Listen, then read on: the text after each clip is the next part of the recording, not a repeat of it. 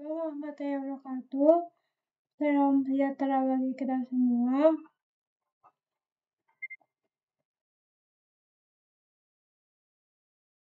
Pada kesempatan kali ini, saya akan menyampaikan presentasi tentang penegakan hukum yang berkeadilan dan pengaruhnya terhadap hak asasi manusia.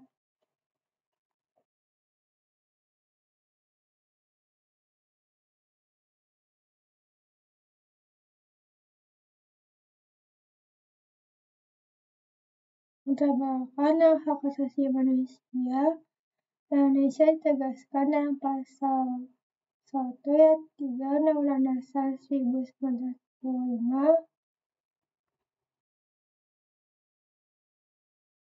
sebagai negara hukum.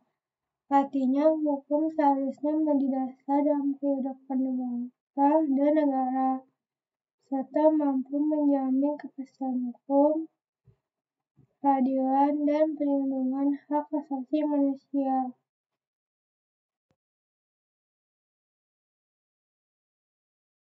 Namun dalam kenyataannya, masih banyak pelanggaran yang terjadi, mulai diskriminasi,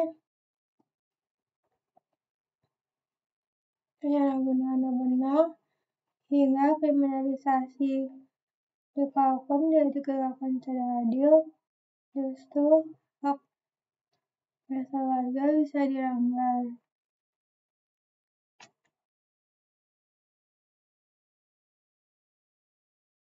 Dalam hukum penegakan keadilan di Indonesia dicantum dalam Undang-Undang Dasar 1945, khususnya pasal 1 ayat 3. Selain itu, kita punya Undang-Undang Nomor 39 Tahun 1999 tentang hak asasi manusia, serta Undang-Undang Nomor 48 Tahun 2009 tentang kekuasaan kehakiman. Semua regulasi ini menegaskan prinsip bahwa semua orang sama depan hukum tanpa terkecuali.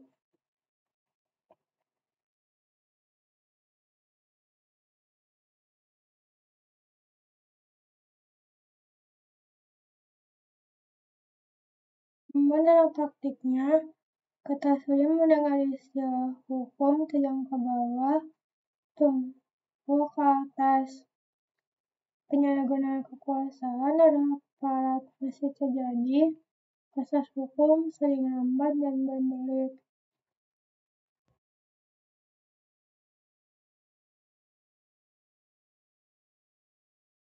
Bahkan ada intervensi politik yang memengaruhi putusan. Tidak sedikit aparat hukum yang kurang memahami pentingnya hak asasi manusia, dan kasus korupsi memperburuk kondisi hukum di Indonesia.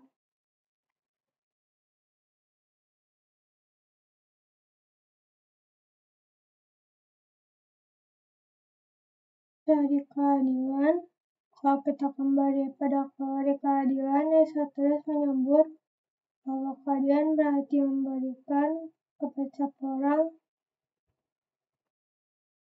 yang menjadi haknya. John Rawls mengajukan konsep keadilan sebagai fairness, di mana setiap orang harus dilindungi. Teori ini seharusnya menjadi pegangan bagi kita untuk menandingkan antara idealisme hukum dan realita penegakan hukum di Indonesia.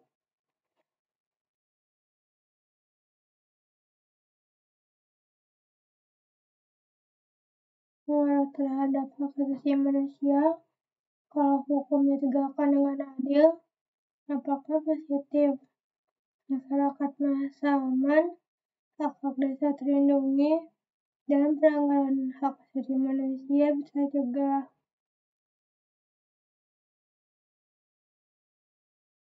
Tapi sebaliknya, jika hukum tidak ditegakkan dengan adil,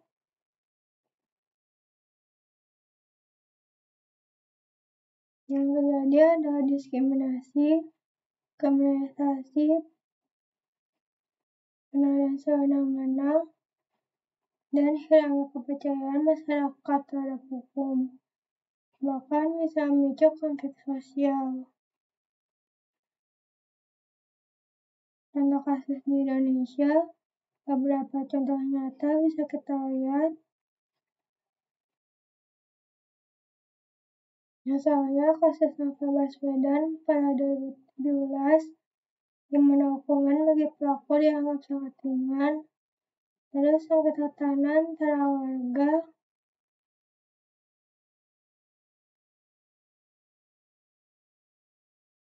dan perusahaan, di mana masyarakat sering terabaikan. Selain itu, kriminalisasi terhadap aktivitas hak asasi manusia menunjukkan masih lemahnya perlindungan terhadap kebebasan berpendapat. Bahkan dalam kasus korupsi besar, kita sering melihat hukuman yang tidak sebanding dengan kerugian negara.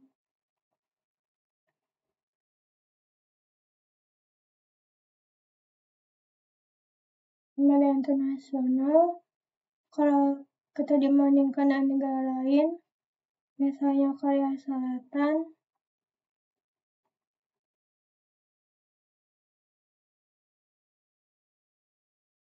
pejabat tinggi yang terbukti bersalah bisa jatuhi hukuman berat secara transparan. Jerman, independensi badan kuat, sehingga tidak mudah dipengaruhi kekuasaan politik. Dari perbandingan ini, kita bisa belajar bahwa Indonesia masih perlu memperkuat rule of law.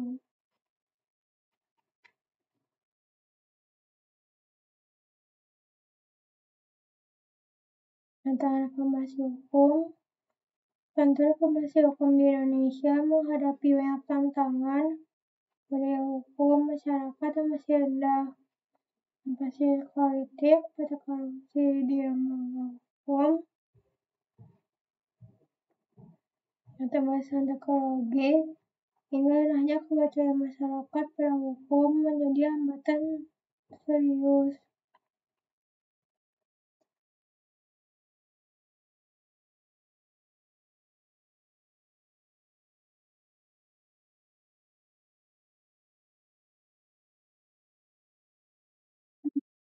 Dan rekomendasi beberapa solusi yang bisa dilakukan antara lain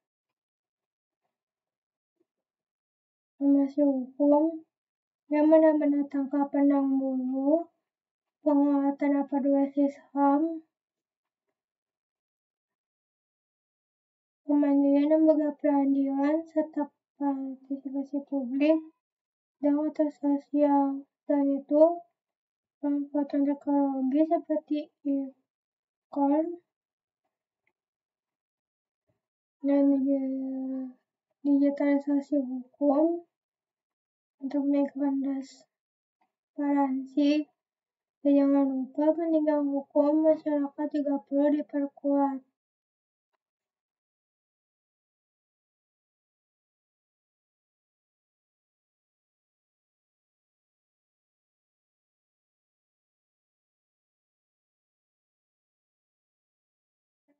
Masyarakat dan media, penegakan hukum tidak bisa hanya dibebankan kepada aparat. Masyarakat dan media juga punya peran penting. Media berfungsi sebagai pengawas independen. Masyarakat dapat melakukan kontrol sosial. Bisa bahwa harus dilindungi, dan organisasi masyarakat sipil berperan dalam advokasi publik. Sama lainnya harus bekerja sama untuk menciptakan keadilan.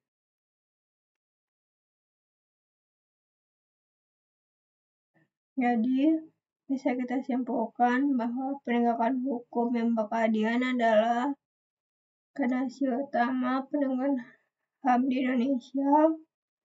Hukum yang diskriminatif sama saja dengan pelanggaran hak asasi manusia.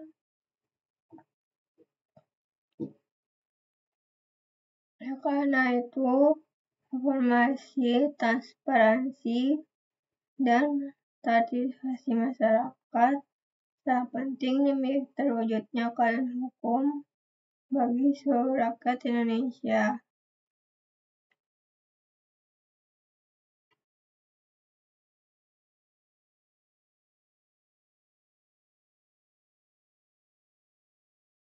Sebagai dasar, saya menggunakan beberapa referensi mulai dari Undang-Undang Dasar 1945, Undang-Undang tentang Hak Asasi Manusia, Undang-Undang Kekuasaan Kehakiman, Laporan Tahunan Komnas HAM, dari literatur akademik seperti Keadilan Sidiki dan Muladi, hingga laporan Amnesty International.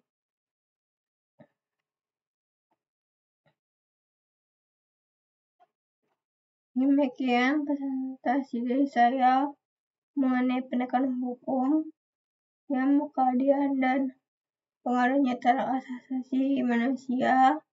Kalau lebihnya saya mohon maaf. Wassalamualaikum warahmatullahi wabarakatuh.